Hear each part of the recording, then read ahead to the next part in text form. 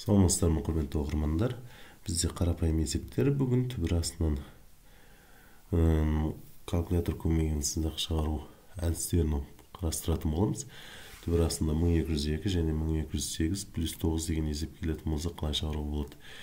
Бұны көбейтуді орындамай ғана шығаруға болатын сабақ барысында түсіндіріп өтіп кетем. Енді қалай істейміз?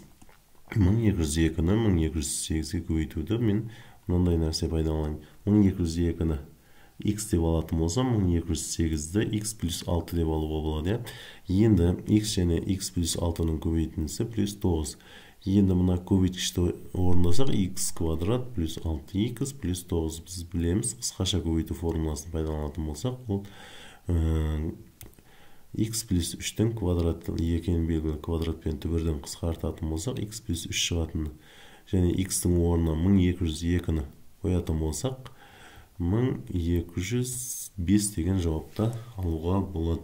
Енді екінші есеп шамалы күрделі бірге қарағанда 94, 97, 98 және 101 деген сандардың көбейтіндісі плюс 36. Енді бізде қандай әдісті пайдаланайық?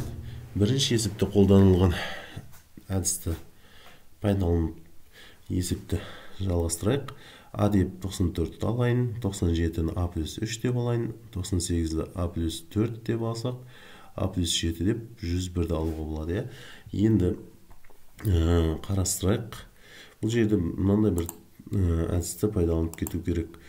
А плюс 3 пен А плюс 4-ті көбейту керек. А мен А плюс 7-ні көбейту керек. Сол кезде бізде мынандай өрнек пайда болады. А квадрат плюс 7А, А квадрат плюс 7А плюс 12 деген. Біз сол кезде А квадрат плюс 7А-ны x деп жаңа айнымамен белгілеп алсақ, мынамыз x плюс 12 болады сонда. Так, сол кезде бізде бірінші өрнек x болса, екіншісі x плюс 7. X плюс 12. X плюс 12 мен x-ті көбейтсек, бізде білеміз x квадрат плюс 12, x плюс 36. Енді ол дегеніміз қысқаша көбейту формуласын пайдаланатын болсақ, x плюс 6-ның квадраты екен белгілі. Квадратпен түбірден қысқартатын болсақ, x плюс 6 шығатын белгілі.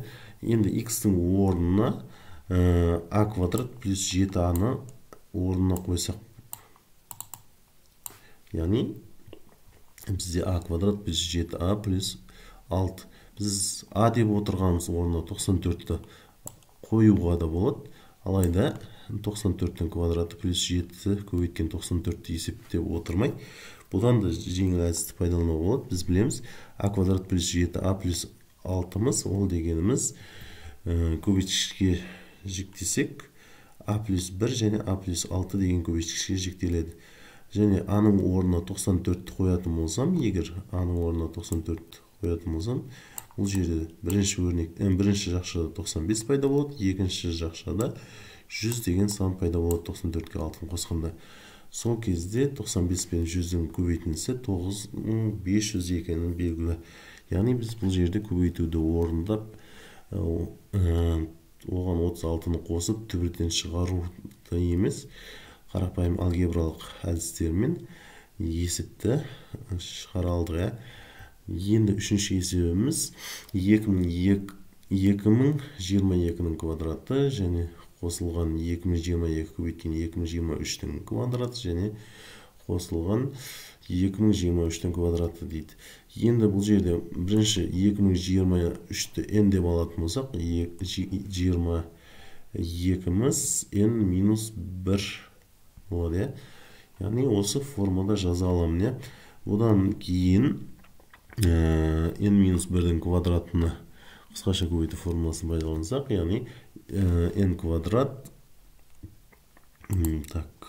n квадрат минус 2n плюс 1 деп жазуға болады. Мына тұрған өрнекті. Екінші жақшаны ашатын болсақ, n-ның 4 дәрежесі минус 2n куб плюс n квадрат. Мына тұрған нәрсе. Так, и плюс n квадрат.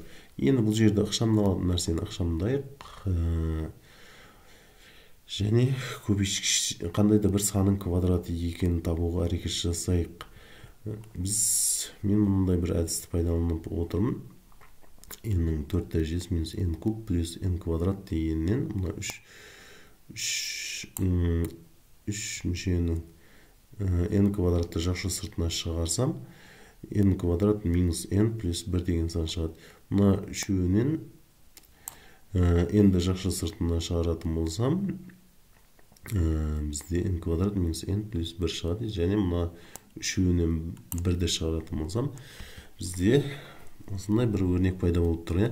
Енді үшеуінде бар n квадрат минус n плюс 1-ді жақшы сыртына қоятын болсам, бізде мынандай тетрадасында өрнек пайда болады.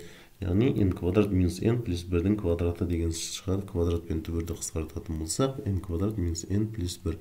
Бұл жерде сол жағдай 2023-ті n квадраттың орнына қоюға да болады. n-нің орнына қоюға болады негізі. Немесе n квадрат минус n-нен n-ді жақшы сыртына шығарсақ, n минус 1 плюс 1 шығады. 2023-ті орнына жазсақ, 2022 көбейту 2023 плюс 1 деген сан шығып тұр. Яғни нәтижені алдық. Сабақ ұнаса лайк басып, қолдау көрсетіп отырайық.